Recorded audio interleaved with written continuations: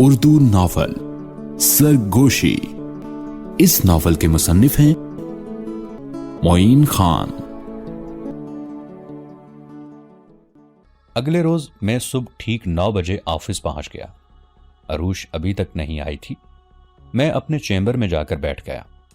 ابھی میں جا کر اپنے چیمبر میں بیٹھا ہی تھا کہ عروش کا فون آ گیا۔ اس نے بتایا وہ 10 بجے تک آفس پہنچ جائے گی۔ پھر 10 بجے سے چند منٹس پہلے عروش آفس آ گئی۔ وہ سیدھا میرے چیمبر میں ہی آ گئی۔ وہ میرے سامنے کرسی کھینچتے ہوئے بیٹھ گئی۔ درمیان میں میز پر اپنا پرس رکھتے ہوئے کہنے لگی، پہلے ایک کپ کافی پی لیتے ہیں، پھر رانا صاحب سے میٹنگ کے لیے چلیں گے۔ میں نے مسکراتے ہوئے اسبات میں سر ہلا دیا۔ انٹرکام پر 2 کافی کا کہنے کے بعد میں نے عروش کو میٹنگ کے لیے چند ضروری باتیں بتائیں۔ اس نے کہا، تم نے کل فون پر کہا تھا کہ تشویش کی کوئی خاص بات نہیں ہوگی، یہ معاملہ خوش اسلوبی سے حل ہو جائے گا، مگر مجھے تو یہ معاملہ ابھی تک آسان نہیں لگ رہا، کیونکہ اگر حقیقت پسندی سے پورے معاملے کا جائزہ لیا جائے تو یہ بات درست کہ نادانستگی میں ہم نے گرین ٹیل کے ساتھ کیے جانے والے معاہدے کی خلاف ورزی تو کی ہے، اور یہ بات مکمل طور پر قانونی لحاظ سے ہمارے خلاف جاتی ہے۔ میں نے کہا، ہاں، مگر آپ اس ایک بات پر ہی غور کر رہی ہیں، جبکہ اس پورے معاملے میں اور بھی بہت سی ایسی باتیں ہیں جو نہایت اہمیت کی حامل ہیں۔ آپ فکر نہیں کریں، میں نے باریک بینی سے تمام پہلو پر غور کیا ہے۔ مجھے پوری امید ہے کہ رانا آوان صاحب ہماری اس چھوٹی سی قانونی غلطی سے فائدہ اٹھا کر ہمیں مزید بلیک میل نہیں کر سکیں گے۔ کافی آ گئی تھی۔ ہم نے کافی پیتے ہوئے مزید چند باتیں کی۔ پھر ٹھیک 10:15 بجے عروش نے کہا، اب ہمیں چلنا چاہیے، تقریباً آدھا گھنٹہ ہمیں رانا آوان صاحب کی کمپنی تک پہنچتے ہوئے رستے میں لگ جائے گا۔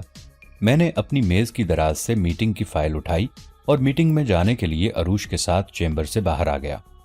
آفس سے نکل کر ہم پارکنگ میں پہنچے۔ وہاں عروش کی وہی کار کھڑی تھی جس میں اس روز جب میں بارش میں بس سٹاپ پر کھڑا تھا اور بس کا انتظار کر رہا تھا تو عروش نے مجھے لفٹ دی تھی۔ عروش ڈرائیونگ سیٹ پر آ کر بیٹھ گئی۔ میں اس کے برابر والی سیٹ پر بیٹھ گیا۔ عروش کا اندازہ درست تھا۔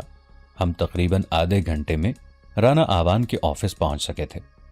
رانا آوان صاحب کا آفس آئی چندرگر روڈ پر موجود عمارتوں میں سے نئی تعمیر شدہ عمارت میں تھا۔ اس عمارت میں دیگر بھی کئی آفسز تھے۔ رانا آوان صاحب کا آفس 3ری منزل پر تھا۔ اندر سے وہ پوری عمارت شاندار تھی۔ ہم لفٹ کے ذریعے سے 3ری منزل پر جب پہنچے تو 11 بجنے میں چند ہی منٹس باقی تھے۔ اس منزل پر 6-7 کمرے تھے۔ عروش کے بتانے پر مجھے معلوم ہوا کہ اس 3ری منزل پر تمام کمرے رانا آوان صاحب کے آفس کے طور پر استعمال ہو رہے ہیں۔ عروش نے بتایا کہ وہ ایک بار پہلے بھی چند ماہ قبل یہاں آ چکی ہے، جب رانا آوان صاحب نے ہماری کمپنی میں ایک بھاری رقم انویسٹ کرنے کا خیال ظاہر کیا تھا، اور بدلے میں وہ چاہتے تھے کہ ہم مارکیٹ ریٹ پر اپنی کمپنی کی سروسز فراہم کریں۔ ریسیپشن پر ایک نہایت خوش شکل لڑکی موجود تھی۔ ہم نے اسے مطلع کیا کہ 11 بجے ہماری رانا آوان صاحب سے میٹنگ کا وقت مخصوص ہے۔ اس نے نہایت شائستہ لہجے میں ہمیں ویٹنگ روم میں کچھ دیر انتظار کرنے کو کہا اور خود رانا آوان صاحب کو مطلع کرنے کے لیے فون کا ریسیور اٹھا لیا۔ کچھ ہی دیر بعد ریسیپشنسٹ نے ہمیں ایک کمرے کی طرف اشارہ کرتے ہوئے بتایا کہ رانا صاحب ہمارا انتظار کر رہے ہیں۔ ہم اپنی جگہ سے اٹھ کر اس کمرے کی طرف بڑھ گئے۔ کمرے کا دروازہ کھول کر ہم اندر داخل ہو گئے۔ کمرہ بہت شاندار تھا۔ کمرے میں دبیز قالین بچھا ہوا تھا اور سامنے ایک بڑی سی آفس ٹیبل کے پیچھے بزنس چیئر پر 35-40 سال کا شخص انگلیوں میں سگار دبائے اپنے سامنے بیٹھے ہوئے شخص سے گفتگو کر رہا تھا۔ مجھے نہایت ہی غیر محسوس انداز میں عروش نے بتایا کہ یہ رانا آوان صاحب ہیں۔ ہمیں دیکھتے ہی وہ شخص مسکرایا اور کہنے لگا، آئیے آئیے، ہم آپ کا ہی انتظار کر رہے تھے۔ ہم نے بھی مسکراتے ہوئے قدم آگے بڑھا دیے۔ وہ دوسرا شخص جس کی پشت ہماری جانب تھی اپنی جگہ سے اٹھ کر رانا آوان صاحب کے دائیں جانب پڑی ہوئی نشست پر بیٹھ گیا۔ ہم نے رانا آوان سے اور اس دوسرے شخص سے مصافحہ کیا اور رانا آوان کے کہنے پر ان کے سامنے موجود نشستوں پر بیٹھ گئے۔ ابتدائی رسمی جملوں کے تبادلے کے بعد رانا آوان نے اس دوسرے شخص کا تعارف کراتے ہوئے بتایا کہ وہ ان کی کمپنی کے قانونی مشیر ایڈوکیٹ افضل چودھری ہیں، اور افضل چودھری صاحب ہائی کورٹ میں سرکاری وکیل کی خدمات بھی انجام دیتے ہیں۔ عروش نے میرا تعارف کراتے ہوئے بتایا کہ یہ اسد خان ہیں اور ہماری کمپنی ٹاک ٹیل کے قانونی مشیر ہیں۔ ایڈوکیٹ افضل چودھری نے مجھ سے مخاطب ہوتے ہوئے کہا، ینگ مین، تمہاری عمر دیکھ کر تو لگتا ہے تم نے حال ہی میں قانون کی تعلیم مکمل کی ہوگی۔ میں نے جواب دیا، جی افضل صاحب، کچھ ماہ قبل ہی میں نے کراچی یونیورسٹی سے LLB کیا ہے۔ افضل صاحب نے مسکراتے ہوئے رسمی انداز میں کہا، بہت خوب، آپ سے مل کر خوشی ہوئی۔ میں نے مسکراتے ہوئے نہایت عام سے انداز میں کہا، میں اس بات کا جواب ابھی محفوظ رکھنا چاہتا ہوں، میٹنگ کے اختتام پر میں اپنے جواب کا اظہار کروں گا۔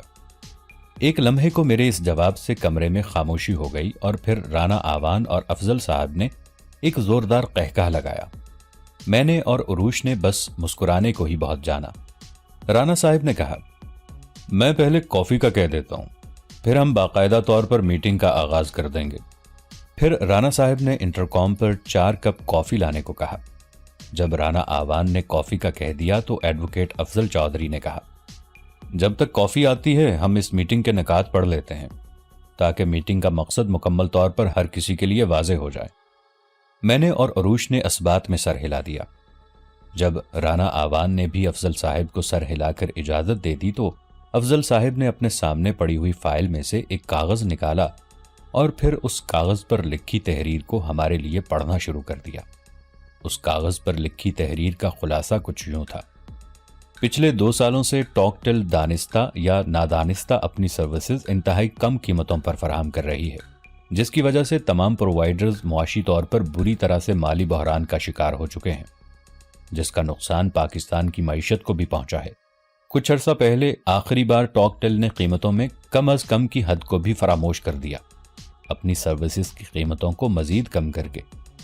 اب پاکستان کے 4 بڑے پرووائیڈرز کی جانب سے ٹاک ٹیل سے درخواست کی جاتی ہے کہ اپنی سروسز مارکیٹ لیول کی قیمتوں پر صارفین کو فراہم کرے اور موجودہ قیمتوں میں اگلے ماہ تک 80% کا اضافہ کرے۔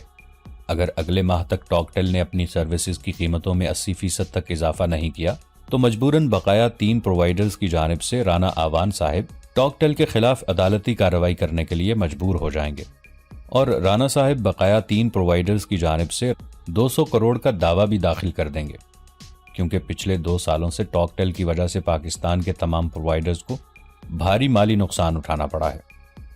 پھر افضل صاحب نے بتایا، اخیر میں پاکستان کے 4 بڑے پرووائیڈرز کے دستخط موجود ہیں۔ افضل صاحب نے پھر وہ کاغذ عروش کی جانب بڑھا دیا۔ عروش نے شروع سے لے کر آخر تک کاغذ پر لکھی ہوئی تحریر پر ایک سرسری سی نظر ڈالی اور پھر وہ کاغذ مجھے تھما دیا۔ میں نے بغور اس کاغذ کی تحریر کا جائزہ لیا اور کاغذ واپس افضل صاحب کو دے دیا۔ اتنے میں ملازم کافی لے کر کمرے میں داخل ہو گیا۔ اس نے ایک ایک کافی کا کپ ہم چاروں کے سامنے رکھا اور کمرے سے باہر نکل گیا۔ میٹنگ کے آغاز سے پہلے والی خوش اخلاقی اب گہری سنجیدگی میں بدل چکی تھی۔ چند لمحات تک کمرے میں گہری خاموشی کا راج رہا، پھر بالآخر میں نے رانا آوان کی جانب دیکھتے ہوئے کہا، جی رانا آوان صاحب، تو اس کا مطلب ہے کہ باقی تینوں پرووائیڈرز کی جانب سے آپ اس معاملے کی نمائندگی کریں گے؟ میرے سوال کا اصل مفہوم سمجھتے ہوئے اس نے جواب دیا، دیکھو اسد، میں کوئی سوشل ورک کرنے کے لیے تو کاروباری دنیا میں کمپنی کھول کر نہیں بیٹھا، مجھے بھی 4 پیسے کمانے ہیں، اور میں خود بھی چاہتا ہوں کہ ٹاک ٹیلی کو مارکیٹ کی قیمتوں کے مطابق اپنی سروسز صارفین تک پہنچانی چاہیے۔ ہاں، مگر میں یہ ضرور چاہتا ہوں کہ اس معاملے کو خوش اسلوبی سے قانونی پیش قدمی کے بغیر ہی حل ہو جانا چاہیے۔ تو رانا آوان صاحب، آپ کے کہنے کا مطلب ہے کہ ٹاک ٹیلی بزنس کمیونٹی میں کاروبار نہیں، سوشل ورک کر رہی ہے؟ جن قیمتوں پر ٹاک ٹیلی اپنی سروسز فراہم کر رہی ہے اس سے تو ایسا ہی معلوم ہوتا ہے، اس نے کسی قدر طنزیہ لہجے میں کہا۔ میں نے مسکراتے ہوئے رانا آوان کے وکیل افضل کی جانب دیکھا۔ افضل ایک گھاگ وکیل تھا۔ میرے اس طرح سے دیکھنے پر فوراً سمجھ گیا کہ رانا آوان یہ بات کر کے غلطی کر گیا ہے، تو فوراً اس نے کہا، اسد، رانا آوان کا کہنے کا مطلب یہ ہے کہ جس قدر مارکیٹ ویلیو سے کم قیمتوں پر ٹاک ٹیل سروس فراہم کر رہی ہے اس سے بزنس کمیونٹی میں اس طرح کا تاثر محسوس ہوتا ہے۔ اس بار عروش نے گفتگو میں مداخلت کرتے ہوئے کہا، بالکل نہیں، ہماری کمپنی ان کم قیمتوں پر بھی بہت اچھا منافع حاصل کر رہی ہے۔ عروش نے بروقت گفتگو میں مداخلت کی تھی۔ میں خود چاہتا تھا کہ عروش کو کمپنی کے بہتر منافع والی بات اب کرنی چاہیے، کیونکہ مجھے رانا آوان کو ایک بات کا جواب لوٹانا تھا جو میں بظاہر خود نہیں کرنا چاہتا تھا۔ اب میرے پاس موقع تھا کہ میں رانا آوان کو اس بات کا جواب دوں۔ میں نے کہا، رانا آوان صاحب، بزنس کمیونٹی میں ہر شخص یہی چاہتا ہے کہ اسے 4 پیسے حاصل ہوں، اور ٹاک ٹیلی صارفین کی جیبوں سے کم قیمتیں لینے کے باوجود بہت سہولت سے 4 پیسے حاصل کر رہی ہے۔ مگر مجھے ایسا لگ رہا ہے کہ بات 4 پیسے حاصل کرنے کی نہیں ہے، بلکہ 8 یا 12 گنا منافع حاصل کرنے کی خاطر بالواسطہ یا بلا واسطہ ٹاک ٹیل کے خلاف قانونی دائرہ تنگ کرنے کی کوشش کی جا رہی ہے۔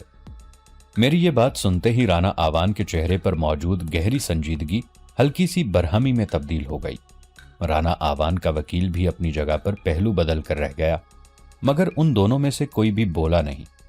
پھر میں نے ہی وکیل افضل سے کہا، یعنی اس بات کا مطلب یہ ہے کہ ہم پر یعنی ٹاک ٹیلی پر یہ 3 چارجز ہیں۔ 1، ٹاک ٹیلی نے پاکستان کی معیشت کو نقصان پہنچایا ہے۔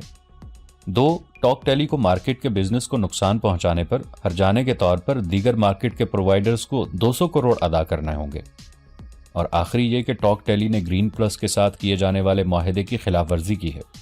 اس بار وکیل افضل نے کہا، ہاں، اگر ٹاک ٹیلی ہمارے ساتھ یہ معاہدہ کر لے کہ وہ اپنی سروسز کو مارکیٹ پرائس کے مطابق فراہم کرے گی تو یہ تینوں چارجز تمام پرووائیڈرز کی جانب سے منسوخ کر دیے جائیں گے۔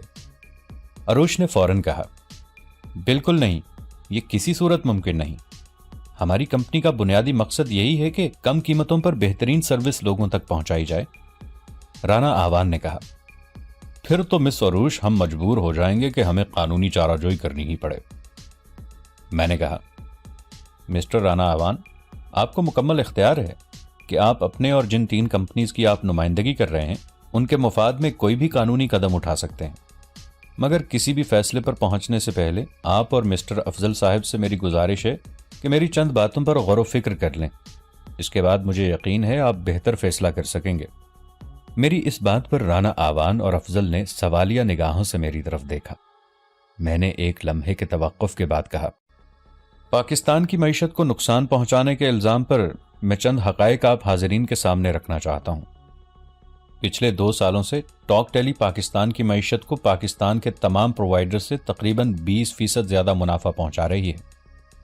میں نے اپنے ہاتھ میں موجود فائل میں سے ایک کاغذ کی 3 فوٹو کاپیز نکال کر بیک وقت پڑھنے کے لیے ایک کاپی رانا آوان کو دی، ایک دوسری کاپی افضل صاحب کو دی اور تیسری کاپی اروش کو تھما دی۔ اس کے بعد میں نے سلسلہ کلام جوڑتے ہوئے کہا، آپ حضرات کے ہاتھ میں اس وقت جو کاغذ موجود ہے اس پر پاکستان کی 8 بڑی کمپنیز کے سالانہ اعداد و شمار موجود ہیں، جو اس بات کو ثابت کرتے ہیں کہ کس کمپنی نے پاکستان کی معیشت کو کتنا سالانہ نفع فراہم کیا ہے۔ ٹاک ٹیلی نے 2016 میں دیگر 8 بڑے پرووائیڈرز سے 48% زیادہ اور 2017 میں 63% زیادہ پاکستان کی معیشت کو نفع پہنچایا ہے۔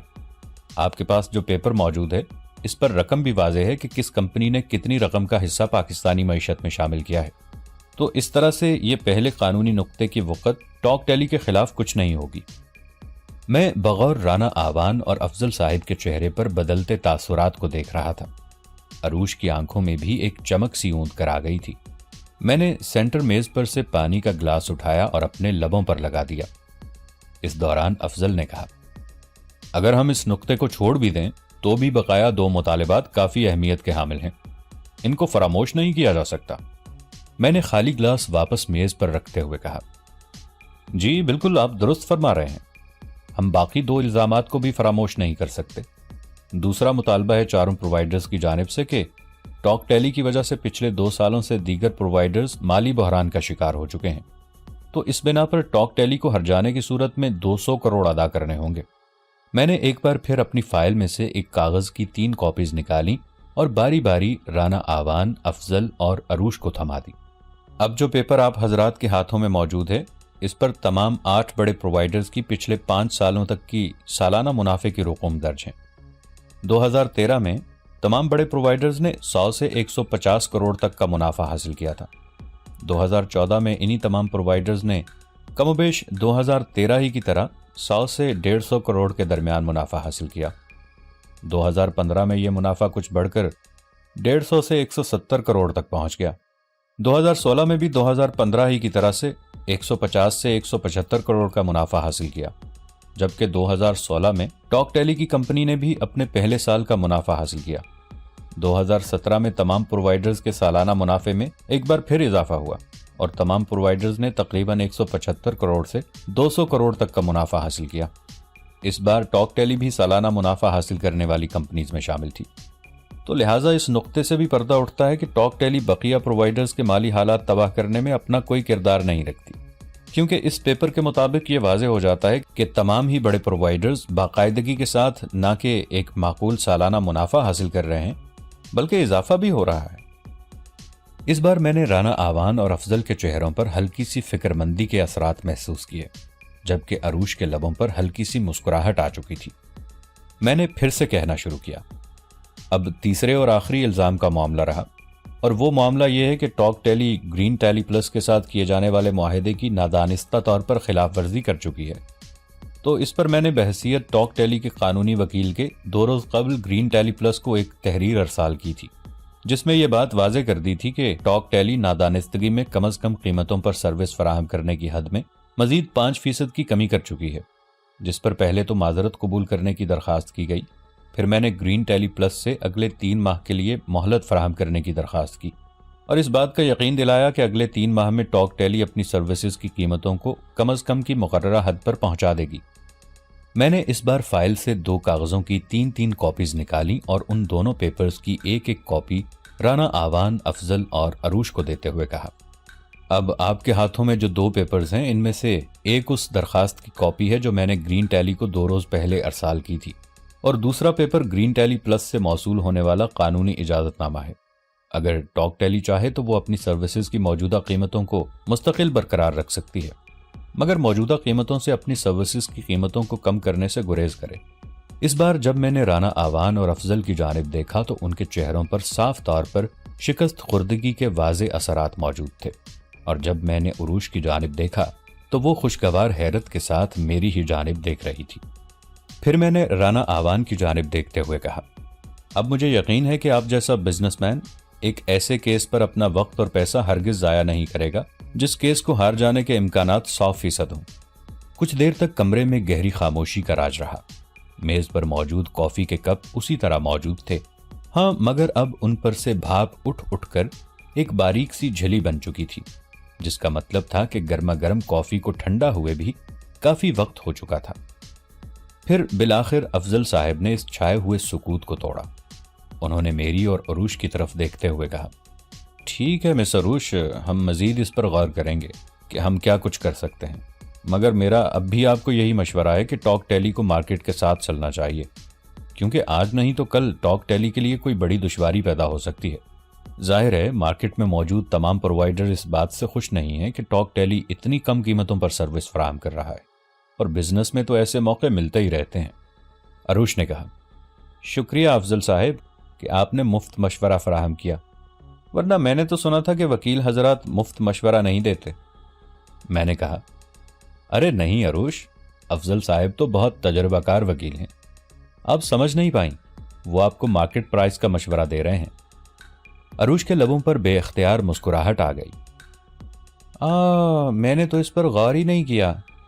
افضل صاحب کے چہرے پر کچھ ناگواری کے تاثرات نمودار ہوئے، مگر وہ کچھ بولے نہیں۔ رانا صاحب کو تو ایسی چپ لگی جیسے ان کے منہ میں زبان کا وجود ہی نہیں پایا جاتا۔ عروش نے کہا، ٹھیک ہے رانا صاحب، اب ہمیں اجازت دیجیے۔ میں بھی اپنی جگہ سے اٹھ کر کھڑا ہو گیا۔ رانا صاحب نے اسبات میں سر ہلا دیا، پھر ہم اس کمرے سے باہر آ گئے۔ باہر راہداری میں آ کر ہم لفٹ کے ذریعے نیچے گراؤنڈ فلور پر پہنچ گئے۔ اس بلڈنگ سے باہر نکل کر ہم پارکنگ ایریا میں گئے جہاں عروش نے اپنی کار کھڑی کی تھی۔ عروش نے ڈرائیونگ سیٹ سنبھال لی اور میں پیسنجر سیٹ پر بیٹھ گیا۔ گاڑی کو پارکنگ ایریا سے باہر روڈ پر لانے تک ہم دونوں ہی خاموش رہے۔ پھر عروش نے ہی گفتگو میں پہل کرتے ہوئے کہا، اسد، میں اگر یہ کہوں کہ تم نے بہت اچھی تیاری کی تھی رانا صاحب کے ساتھ میٹنگ کے لیے، اور یہ بھی کہ میں نہیں سمجھتی تھی کہ تم اتنے سہل طریقے سے ٹاک ٹیلی کو اس قانونی پیچیدگی سے باہر نکال دو گے، تو یقین جانو یہ سب کہنا بہت کم ہوگا، کیونکہ میں تو اس بات پر غور کر رہی تھی کہ ایسی کیا تدبیر کی جا سکتی ہے کہ ہم کسی طرح سے رانا صاحب کو اس بات پر قائل کرنے کی کوشش کریں کہ وہ ٹاک ٹیلی کو اس قانونی پیچیدگی میں ملوث نہ کریں، اور ٹیبل پر ہی ہم اس معاملے کو خوش اسلوبی سے حل کرنے کی کوشش کریں۔ مگر جس طرح سے تم نے صرف 2 روز میں یہ سب کیا، وہ نہ صرف میرے لیے خوشگوار حیرت کا باعث ہے، بلکہ میں یقین سے کہہ سکتی ہوں اب رانا صاحب اپنے قانونی مشیر افضل صاحب کو اپنے آفس میں قدم بھی نہیں رکھنے دیں گے۔ میں رانا صاحب کو بہت اچھے سے جانتی ہوں، وہ ناکامی برداشت نہیں کرتے، اور تم نے تو نہ صرف ان کو بدترین ناکامی سے دوچار کیا بلکہ ان کے آفس میں ہی ان کی زبان تک کو گنگ کر کے رکھ دیا۔ میں یہ بھی جانتی ہوں وہ اور ان کا بڑا بیٹا جلیل رانا بہت ہی کینہ پرور انسان ہے۔ اچھا، ان کا بیٹا بھی ہے؟ ہاں، رانا صاحب کے 2 بیٹے ہیں۔ بڑے بیٹے کا نام جلیل رانا ہے، چھوٹے بیٹے کا نام اصغر رانا ہے۔ جلیل رانا تو آرے کمیونیکیشن میں رانا صاحب کے ساتھ ہی ہوتا ہے، مگر مجھے حیرت ہے کہ وہ آج کی میٹنگ میں موجود نہیں تھا، ورنہ رانا صاحب تو اب کم ہی آفس کے معاملات دیکھتے ہیں، زیادہ تر جلیل رانا ہی بزنس سنبھالتا ہے۔ جلیل رانا کافی جذباتی اور باپ ہی کی طرح ناک پر مکھی تک کو نہ بیٹھنے دینے والا شخص ہے۔ میں سمجھتی ہوں ایک اعتبار سے اچھا ہی ہوا کہ جلیل میٹنگ میں موجود نہیں تھا۔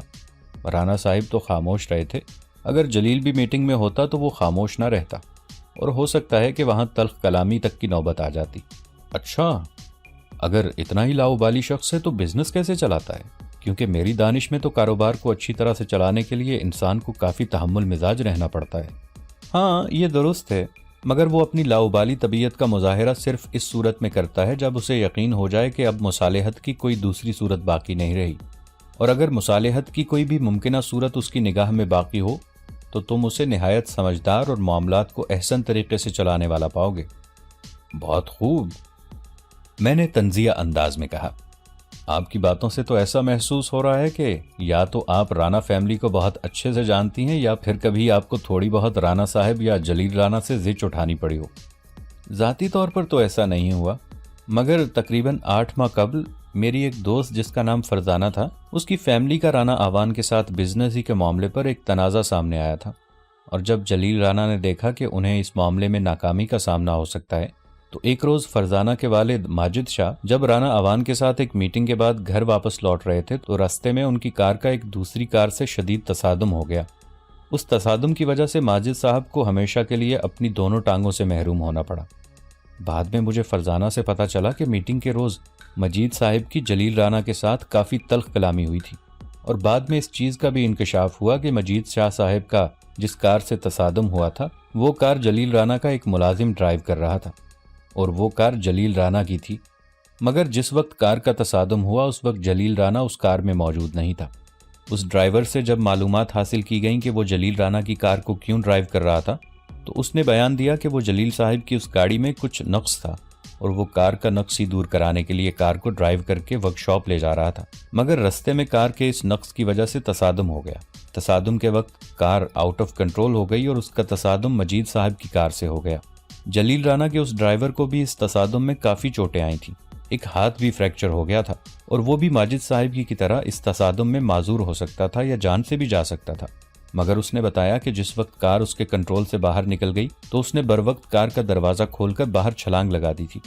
چند روز تک تو برائے نام اس کیس کی تفتیش جاری رہی، مگر پھر اس کیس کی فائل یہ کہہ کر بند کر دی گئی کہ یہ ایک اتفاقی حادثہ تھا، اور جلیل رانا کے اس ڈرائیور کو بھی چند ہی روز میں حوالات سے رہا کر دیا گیا، یہ کہہ کر کہ اس حادثے میں ڈرائیور کی ڈرائیونگ کا قصور نہیں تھا بلکہ کار کے نقص کی بنا پر وہ حادثہ پیش آیا تھا۔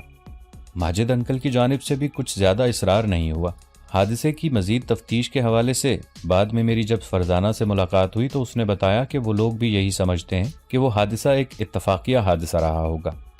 مگر اسد، عروش نے کار کو ہمارے آفس کی پارکنگ ایریا میں روکتے ہوئے کہا، مجھے پورا یقین ہے کہ وہ حادثہ اتفاقیہ حادثہ نہیں تھا، اس حادثے کو باقاعدہ پلان کیا گیا تھا۔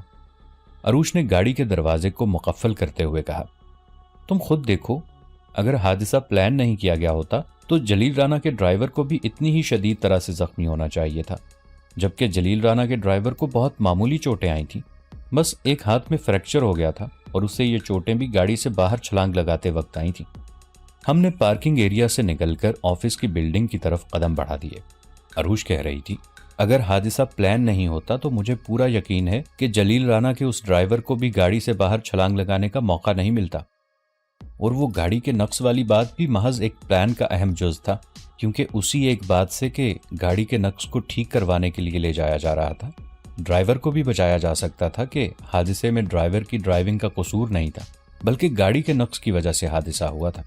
ہم نے آفس کی بلڈنگ میں داخل ہو کر لفٹ کے سامنے کھڑے ہو کر بٹن پریس کر دیا۔ لفٹ ابھی 5th فلور پر تھی۔ عروش کہہ رہی تھی، اگر ان تمام باتوں کی آپس میں کڑی سے کڑی ملائی جائے تو بنا کسی دشواری کے ایک مستحکم سازش کا ذائقہ وجود میں آتا ہے۔ میں نے کہا، مگر حیرت ہے کہ ماجد صاحب اور تفتیش کرنے والے اہلکاروں کو یہ باتیں سمجھ نہیں آئیں۔ اس نے طنزیہ ہنسی کے ساتھ کہا، سمجھ تو جب آئے نا اگر کوئی سمجھنا چاہے۔ ماجد صاحب اور ان کی فیملی تو ہو سکتا ہے کہ خوفزدہ ہو گئی ہو، مگر جہاں تک بات ہے کہ تفتیش کرنے والوں کو یہ سامنے کی باتیں سمجھ کیوں نہیں آئیں، تو اس کی ایک ہی وجہ ہے، اور وہ ہے رشوت اور اثر و رسوخ۔ لفٹ نیچے آ چکی تھی۔ ہم لفٹ میں سوار ہو گئے۔ لفٹ میں لفٹ مین بھی موجود تھا، اس لیے اس موضوع پر مزید کوئی گفتگو نہیں ہوئی اور خاموشی کے ساتھ ہم نے لفٹ کا وہ مختصر سا سفر طے کر دیا۔ ہمارا آفس 2nd فلور پر تھا۔ 2nd فلور پر لفٹ کے رکتے ہی ہم دونوں لفٹ سے باہر آ گئے۔ پھر عروش نے کہا، ٹھیک ہے اسد، میں اپنے چیمبر میں جا رہی ہوں، کچھ فائلز پر سائن کرنے ہیں۔ میں نے بھی کہا، ٹھیک ہے عروش، میں بھی اپنے چیمبر میں جا رہا ہوں۔ پھر عروش اپنے چیمبر کی جانب چلی گئی اور میں اپنے چیمبر میں آ گیا۔ شام کو جب میں آفس سے گھر آیا تو آمنہ نے بتایا کہ ذیشان کی کال آئی تھی اور وہ کہہ رہا تھا کہ جب اسد آ جائے تو اسے کہیے گا کہ ذیشان کو کال کر لے۔ میں نے موبائل سے ذیشان کا نمبر نکالا اور ذیشان کو کال ملا دی۔ چند ہی گھنٹیوں کے بعد ذیشان نے کال ریسیو کر لی۔ کال کے ریسیو ہوتے ہی ذیشان نے کہا، ارے یار، کم از کم اپنا موبائل تو آن رکھا کرو، میں نے کتنی کالز کی، آج سارا دن تمہارا نمبر ہی سوئچ آف تھا۔ ہاں یار، میں آفس میں بہت کم موبائل آن رکھتا ہوں، اور ویسے بھی آج آفس کے ایک مسئلے کی وجہ سے سارا ہی دن مصروف تھا۔ خیر تم بتاؤ، ایسا کیا عذاب نازل ہو گیا ہے تم پر جو اتنی بے چین روح بنے ہوئے ہو؟ ارے یار، کل 6 بجے کے بجائے 4 بجے آ جانا۔ کیوں بھائی، تقریب کا وقت تبدیل کر دیا ہے؟ ارے نہیں، تقریب کا وقت تو 6 بجے ہی ہے، مگر وہ سافٹ ویئر ہاؤس اوپن کرنے کے سلسلے میں ہم تینوں ایک ساتھ بیٹھ کر اطمینان سے ایک میٹنگ کر لیں گے، ورنہ ایک بار تقریب شروع ہو گئی تو ہمیں اطمینان سے گفتگو کرنے کا موقع شاید نہ مل پائے۔ اچھا یار، کوشش کرتا ہوں جلد آنے کی۔ ارے یار، کل آفس سے بھی چھٹی ہے تو پھر کیا مسئلہ ہے؟ اس نے کسی قدر جھنجھلاتے ہوئے کہا۔ اچھا بابا، آ جاؤں گا۔ وہ خوش ہو گیا۔ ہاں، یہ ہوئی نا بات، بس اسی لیے کالز کر رہا تھا۔ چلو ٹھیک ہے، پھر کل ملتے ہیں۔ میں نے آمنہ سے کہا کہ کل ذیشان کے گھر تقریب میں جانے کے لیے 3 بجے تک تم اور امی تیار ہو جانا، ہم یہاں سے 3:30 بجے تک نکل جائیں گے۔ پھر میں نے اسے بتایا کہ ذیشان اور ارباز ایک میٹنگ کرنا چاہتے ہیں سافٹ ویئر ہاؤس کے بزنس کے حوالے سے، اس لیے ان دونوں نے تقریب کے وقت سے 2 گھنٹے پہلے بلایا ہے۔ ٹھیک ہے اسد، میں امی کو بھی بتا دوں گی، ہم 3 بجے تک ریڈی رہیں گے۔ رات کے کھانے کے بعد میں اور آمنہ اپنے کمرے میں باتیں کر رہے تھے۔ باتیں کرتے کرتے آمنہ نے ایک دم سے میری جانب بغور دیکھا، پھر کہنے لگی، اسد، آج آفس میں کوئی خاص بات ہوئی ہے؟ میں نے کہا، ہاں، ایک میٹنگ تھی آفس کے کسی سلسلے میں۔ مگر تم کیوں پوچھ رہی ہو؟ اس لیے کہ مجھے آپ کچھ پریشان نظر آ رہے ہیں، بات کرتے کرتے آپ کہیں کھو سے جاتے ہیں، تو اس میٹنگ میں ایسا کیا ہوا تھا جس کی وجہ سے آپ پریشان ہو رہے ہیں؟ ارے کچھ نہیں، وہ ایک آفس کا معاملہ تھا اور وہ خوش اسلوبی سے حل بھی ہو گیا۔ تمہیں ایسے ہی لگ رہا ہوگا، شاید تھکن کے آثار ہوں جسے تم پریشانی گمان کر رہی ہو۔ آمنہ نے مزید کچھ نہ کہا۔ پھر میں نے کہا، چلو سوتے ہیں، صبح مارکیٹ جا کر ذیشان کے لیے کوئی گفٹ بھی خریدنا ہے۔ اس نے سر ہلا دیا اور اٹھ کر لائٹ آف کر دی۔ چاروں اطراف سے گولیاں برس رہی تھیں، ہر طرف موت کی چیخیں بلند ہو رہی تھیں۔ معصوم نگاہوں میں خوف و دہشت کی پرچھائیاں صاف طور پر دیکھی جا سکتی تھیں۔ سسکیاں اور آہیں بلند ہوتی جا رہی تھیں۔ ان سسکیوں اور آہوں کا شور ناقابل حد تک سماعت کو مفلوج کر رہا تھا۔ زمین اور دیواروں پر لہو کی دبیز چادر پھیلتی جا رہی تھی۔ اس لہو میں آنسو کی آمیزش بھی جاری تھی۔ وہ لہو بھاپ بن کر میرے سر کے اوپر بادل کا وجود مرتب کر رہا تھا۔ بادل کا ایک ٹھوس وجود بھی تخلیق ہو گیا، مگر لہو اور آنسوؤں کی آمیزش مستقل جاری تھی۔ پھر وہ لہو دیکھتے ہی دیکھتے ایک سمندر کی شکل اختیار کرنے لگا۔ میں اپنی آنکھیں بند کر دینا چاہتا تھا۔ سسکیوں اور آہوں کا شور جب میرے لیے ناقابل برداشت ہو گیا تو میں نے دونوں ہاتھوں سے اپنے کانوں کو مضبوطی سے بند کر دیا، مگر شور بلند ہی ہوتا جا رہا تھا۔ لہو اور آنسوؤں کے سمندر نے میرے وجود کو اپنی لپیٹ میں لینا شروع کر دیا تھا۔ میں کچھ نہیں کر سکتا تھا، کسی طرح بھی فرار کی کوئی صورت نظر نہیں آ رہی تھی۔ اب کچھ ہی لمحات تھے کہ وہ لہو کا سمندر مجھے پوری طرح سے اپنی لپیٹ میں لے کر ہمیشہ ہمیشہ کے لیے فنا کر دیتا۔ کان بند کر دینے کے باوجود آہوں اور سسکیوں کا شور سماعت کو ہمیشہ ہمیشہ کے لیے ناکارہ کرنے ہی والا تھا۔